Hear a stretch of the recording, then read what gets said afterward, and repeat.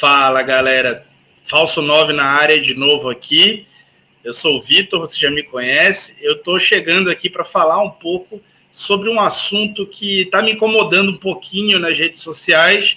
E toda vez que rola um burburinho, eu vou estudar a fundo para ver se aquilo tem algum fundamento, se não tem, né? E o que tem de verdade por trás de tudo aquilo que se fala, né? Tem muita gente da torcida do Flamengo insatisfeito com o desempenho do Gabriel.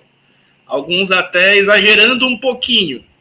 Mas e aí? Será que o Gabriel está em má fase? E mais, será que o Pedro ofusca o Gabriel? Jogar com o Pedro não é uma boa para o Gabriel? Vamos falar sobre isso? Então deixa o like aí, se inscreve no canal enquanto eu chamo a vinheta.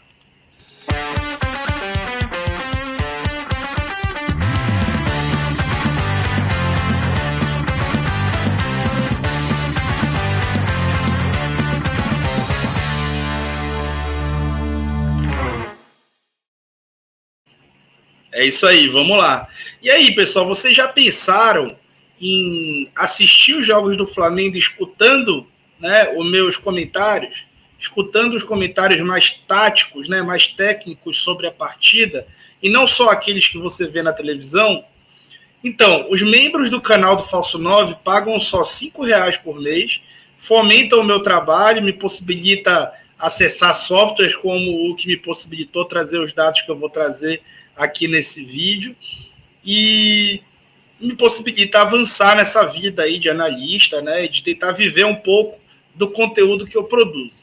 Além disso, você tem como contrapartida a transmissão que eu faço durante todos os jogos do Flamengo no Telegram. Tem interesse? Então clica aqui na descrição do vídeo e me ajuda, me apoia aí com a tua contribuição. Quem não puder, se inscreve no canal, pelo menos, pelo amor de Deus, pelo menos não, né? Já faz muito se inscrevendo no canal, porque 30% das pessoas que assistem os vídeos não são sequer inscritas, tá bom? Então, vamos lá chamar o vídeo. Então, o Gabriel está ofuscado, né, pelo Pedro. Será que ele está? Vamos falar sobre isso. Primeiro, vamos lembrar como o Gabriel estava atuando no restante da temporada, antes do Pedro sequer ser titular. O Flamengo em organização ofensiva trabalhava com os 3 zagueiros, lógico, depois, entre aspas, né, o Felipe sempre foi um lateral básico, participa da saída de bola, até hoje, eventualmente, ele continua participando. O time atuava com 2 volantes e o Bruno Henrique fazia uma função que muitos chamavam de ala, né, mas ele era um ponta esquerdo. E ele entrava na área, sim, ele apresentava uma referência em segundo pau, né? Era um atacante jogando em segundo pau. Porém, o Gabriel era o jogador mais avançado do time e o Arrascaeta era o segundo, né? Quando o time precisava marcar, né, em 2 linhas de 4, o Arrascaeta era quem sobrava junto com o Gabriel. Agora mudou tudo, né? Mudou absolutamente tudo. O time tem uma linha de 4, inclusive a organização ofensiva bem estabelecida. Lógico que o Felipe eventualmente faz essa saída de 3. E tem um losango de meio de campo, onde o Gabriel é um dos 2 atacantes à frente desse losango. Então, o Arrascaeta já faz parte de uma linha de meio muito mais estabelecido. O Pedro é o cara mais avançado em campo.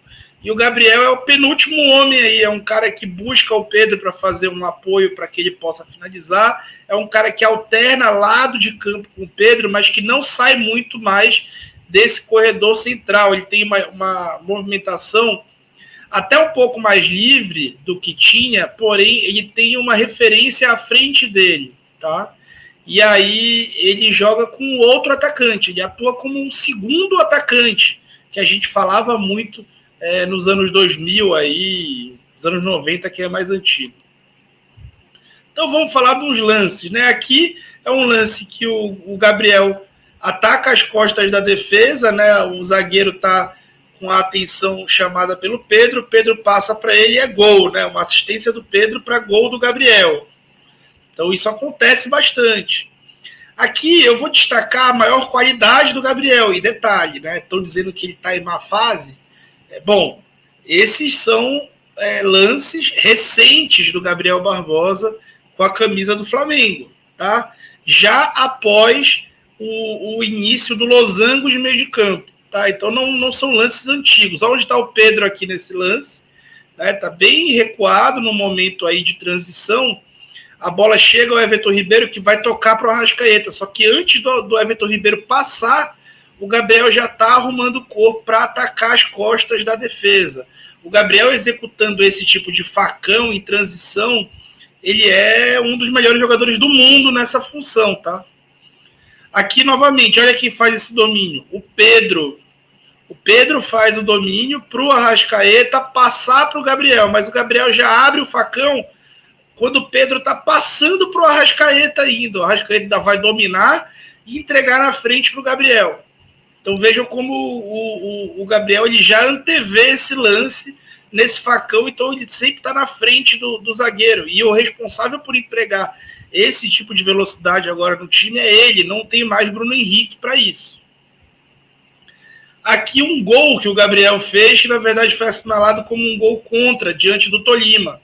O Pedro está aqui, o Pedro se movimenta para receber a bola centralizado, e na hora que o Arrascaeta passa a bola para o Pedro, o Gabriel já parte abrindo o facão antes mesmo do Pedro dominar. O Pedro vai de primeira entregar uma letra para o Gabriel, que vai fazer o gol, né? Vai chutar, o goleiro vai defender, vai bater no zagueiro e vai entrar.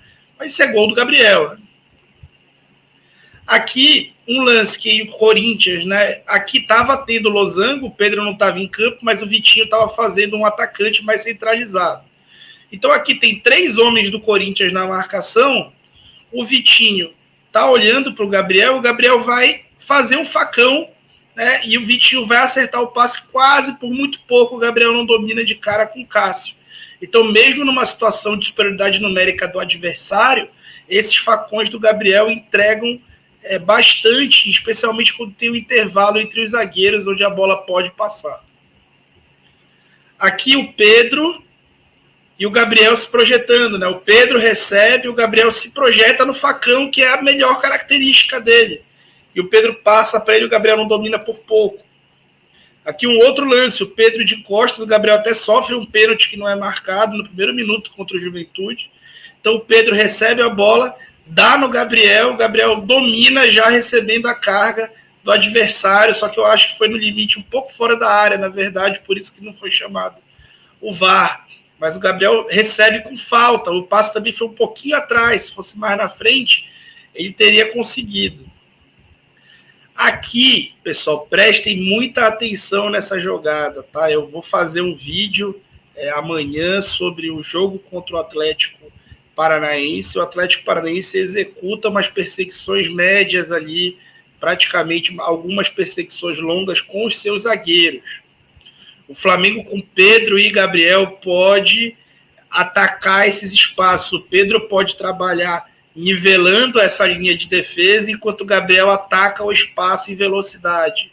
Então esse lance aconteceu contra o Tolima, no minuto 18. O Gabriel não consegue dominar a bola por muito pouco. O Arrascaeta lança por cima e o Gabriel não domina por muito, muito pouco essa bola. O Pedro fica parado, nivela um dos zagueiros, o Gabriel ataca o espaço em cima do outro e consegue a vantagem, só que não consegue o domínio. Tá? Esse lance é possível que a gente enxergue na quarta-feira diante do Atlético Paranaense. Uma outra faceta que o Gabriel tem utilizado jogando com o Pedro é sair, né? E quando ele sai, ele acaba puxando uma marcação desses times. Isso é um outro lance que pode acontecer perfeitamente, né? Que é o Gabriel saindo um pouco da referência, trazer um zagueiro e abrir o espaço no setor dele, né? Então aqui foi gerada uma superioridade numérica com esse movimento que ele fez. Aqui uma jogada individual, 1 para 1. O Gabriel não tem necessariamente um 1 para 1 de drible que vai passar pelo adversário, mas ele tem explosão para colocar para o lado e encontrar um cruzamento, como ele encontrou perfeito para o Everton Ribeiro, que finalizou sem goleiro, só que o chute saiu sem força e conseguiram cortar a finalização. Aqui a capacidade de passe do Gabriel. Nesse jogo contra o Tolima fora, o Andreas Pereira ultrapassa, ele entrega o Andreas Pereira, dribla o goleiro e fica sem ângulo. Aqui no jogo contra o Atlético Mineiro, o Arrascaeta se projeta nas costas dele, ele toca no espaço vazio, o Arrascaeta consegue dominar. E aqui um outro lance característico de como o Gabriel joga agora, né? O Gabriel recebe a bola, o Arrascaeta passa por um lado, o Pedro está segurando a referência pelo outro, esse zagueiro está ocupado, vigiando o Arrascaeta, o outro está ocupado com o Pedro, o Gabriel puxa para dentro, chuta e faz um golaço diante do Tolima. Todos esses jogos já são na era Dorival, e a esmagadora maioria deles jogando com o Pedro participando da maioria dos lances, ou de forma direta ou de forma indireta, inclusive dando assistência para gol do Gabriel. Tá? Então, vejam como tem muita produção ofensiva e como ele produz muito para o time de diferentes maneiras. Ele produz muito para o time com os facões ou desmarque de ruptura, depende do teu tatiquês, você utilizar isso aí. E nisso ele é um dos melhores do mundo. Ele utiliza saindo da referência e criando espaço, como por exemplo agora, para o Arrascaeta atacar e gerar um homem livre, no caso foi ele, o homem livre. Se o marcador escolhe ele, o Arrascaeta seria o homem livre. E no lance anterior também mostrei como na capacidade de passe que ele tem, né? E aqui a gente tem exemplo, né? O Gabriel acabou de participar, ele está recebendo uma saraivada de crítica, sendo que ele participa diretamente dos 2 gols diante do Avaí. Primeiro, ele participa da triangulação com o Mateuzinho e a Arrascaeta e ataca a costa dos 3 zagueiros. Ele ataca as costas em facão dos 3 zagueiros que estão vigiando o Mateuzinho. Depois, ele entrega esse passe para o facão do Arrascaeta, um passe pornográfico, o Arrascaeta finaliza, tira em cima da linha no rebote, ele cruza para o Pedro finalizar. Então foi um passe-chave do Gabigol. Mais um. Vamos para os números? Então vamos lá, pessoal. Atenção. Do lado direito, os números do Gabriel Estrela, né? O Gabigol do time do Paulo Souza. E o que eu estou tirando daí, para ser mais justo na comparação? Eu estou tirando jogos contra times pequenos do estadual do Rio de Janeiro. Jogos clássicos do estadual estão, jogos de brasileiro, jogos de Libertadores e jogos da seleção eu também tirei, tá? O Pedro, no lado esquerdo, são só os jogos Gabriel e Pedro pelo Campeonato Brasileiro, tá? Então, até estou incluindo um jogo que o Gabriel entrou durante o jogo contra o Santos, tá? Então, para vocês verem como é que está essa média, né? Porque já era o losango, então é importante incluir. Vejam como é que está essa média. É claro, gente, pelo amor de Deus, a amostragem do Gabriel e Pedro ainda é muito curta. Só que pelo terror que estão contando, a gente precisa ser justo e ir para os números aqui. Então, jogos do Gabriel com o Paulo Souza, com essas condições todas que eu falei para vocês, 30. Agora no losango, Gabriel e Pedro, 6. Gols, 3 agora, ou seja, média de 1 a cada 2 jogos. E gols, 11 no outro formato, que dá menos de 0,4 por jogo, uma média mais baixa. Assistências, uma assistência nos últimos 6 jogos e uma assistência em 30 jogos. Tá? Ele era o cara mais avançado, não tinha muito com quem se associar. Na reta final do trabalho do Paulo Souza, o time ficou bem pobre de dinâmicas ofensivas também. Chances de gol. Ele teve 16 chances de gol em 6 jogos agora e 40 em 30. Uma média que é o dobro. Ou seja, jogando com o Pedro, o Gabriel está tendo o dobro de chances de gol que ele tinha jogando, sendo a principal estrela da companhia. E o aproveitamento dessas chances? Bom, o Gabriel sempre perdeu muito gol, pessoal. Mas ele perde muito gol porque ele também cria muita oportunidade de gol. Eu acabei de mostrar para vocês que ele é um dos melhores jogadores do mundo fazendo o facão, né? Então, aproveitamento de chances 28%, um pouco maior na época do Paulo Souza, para 25% agora. Isso não está contando aquele gol que deram como contra, né? Chances criadas. 13 chances, 6 jogos contra 19 em 30. Uma média de 2,2 chances criadas por jogo contra 0,6. Ou seja, quase o quádruplo de chance criada por jogo. Tá? Falta sofrida muito parecido. Finalizações, ele finaliza o dobro. Ou seja, estou dizendo que o Gabriel deixou de ter oportunidade de gol. Ele realmente está falhando na conversão. Mas jogar com o Pedro está claramente potencializando o Gabriel. O Gabriel está claramente tendo mais chances de gol, mais finalização, mais gols na média, mais assistências na média. Está criando mais chances para o time. Vamos lá. Passes-chave. 32 em 30 jogos no formato anterior. 10 passes chaves em 6 jogos. Então, 1,6 contra 1,1. Bolas perdidas, ele também está perdendo mais, né? 5 na média contra 4,5 na média. XG, né? Os gols esperados. Quantos gols eram esperados do Gabriel, né? Quando jogava com Paulo Souza, e quantos gols são esperados do Gabriel agora? Então, eram esperados 0,4 gols por jogo, 12 ao invés dos 11 que ele fez. Agora, eram esperados 3,50, ao invés dos 3 que ele fez, sendo que ele fez 4, né, galera? Só que aquele foi dado contra, mas tudo bem. O aproveitamento de XG, 86% agora, contra 92% no período do Paulo Souza. Ou seja, ele tinha um aproveitamento de XG maior. Mas como é que ele perde tantas chances de gol e ele tem um aproveitamento de XG alto? Gente, ele faz bastante gol, menos provável também. O gol contra o Santos, por exemplo, é um gol típico de Gabigol. Tinham 2 jogadores na frente da bola, ele chuta, afunda a bola, goleiro e é gol. Ele faz mais gols improváveis até do que outros jogadores e perde mais gols prováveis também do que outros jogadores, tá? Então o Gabriel ele acaba produzindo gols menos prováveis, o que acaba aproximando essa média, apesar de ele perder tantas chances de gol, né? Ele só converte 1/4 das suas chances. Assistências esperadas. Então ele tem hoje basicamente o dobro de assistências esperadas do que na época. Aproveitamento das assistências esperadas, ou seja, quantas assistências ele faz. Então ele faz hoje 38%, fazia antes 17%.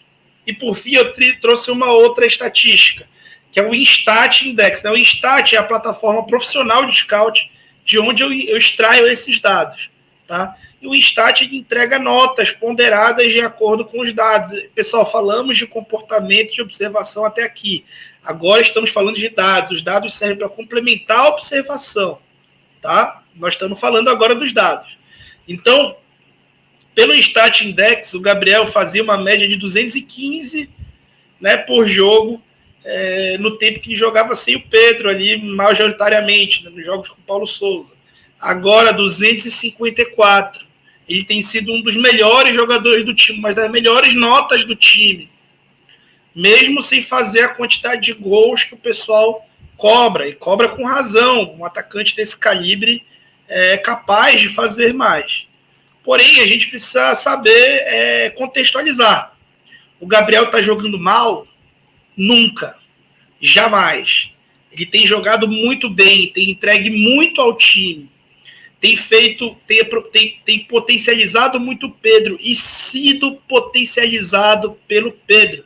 Ele vem sendo potencializado pelo seu colega de ataque, assim como ele era potencializado pelo Bruno Henrique, porém de outra maneira. E o Bruno Henrique já não era seu par nessa temporada. Nessa temporada até vinha sendo feito mau uso do Pedro, né, e do Gabriel. O Gabriel não conseguia jogar ali como referência e acabava sendo exigido muito isso dele. Né? Então, precisamos esclarecer os fatos, trazer a realidade dos fatos, trazer dados também e trazer observação para complementar a análise de vocês. E vocês, o que acham disso? Deixa a tua opinião aí nos comentários e vamos nessa.